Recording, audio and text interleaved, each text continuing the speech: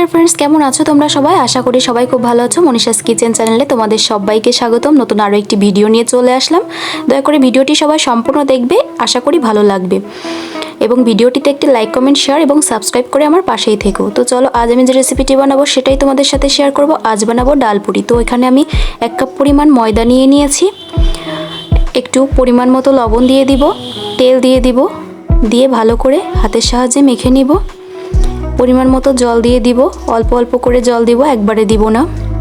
দিয়ে একটা ডো বানিয়ে নিব। ডোটা বানিয়ে নিয়েছি, এবার ডোটাকে একটু রেস্টে রেখে দিব। এদিকে আমি কড়াইটা বসিয়ে দিয়েছি। 1 কাপ পরিমাণ ডাল নিয়ে নিয়েছি। ডালটা আমি আগে থেকেই সিদ্ধ করে রেখেছিলাম।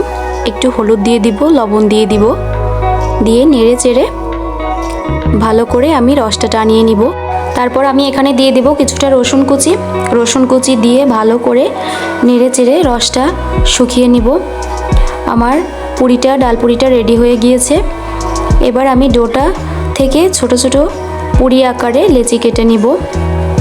লেচিগুলো আমি কেটে নিয়েছি। এবার আমি পুরিটা রেডি করে নিব। পুরিটা রেডি করে নিয়েছি। এবার একটা কড়াই বসিয়ে দিয়ে তেলটা গরম হয়ে আসলেই আমি পুরিগুলো এক এক করে ভেজে নিব। একটা ছাঁকনির সাহায্যে আমি পুরিটা এপিট ওপিট করে ভেজে নিব। ভালো করে পুরিটা তুলে নিব। তো এই যে আমার পুরি রেডি হয়ে গিয়েছে। কত সুন্দর হয়েছে। এরকম ফুলকো ফুলকো পুরি যদি সকালে বা সন্ধ্যায় নাস্তায় থাকে তাহলে কিন্তু জমে যায়। তো আজকের এই ভিডিওটি এই পর্যন্ত। ভিডিওটি কেমন হয়েছে অবশ্যই সবাই কমেন্ট করে জানাবে।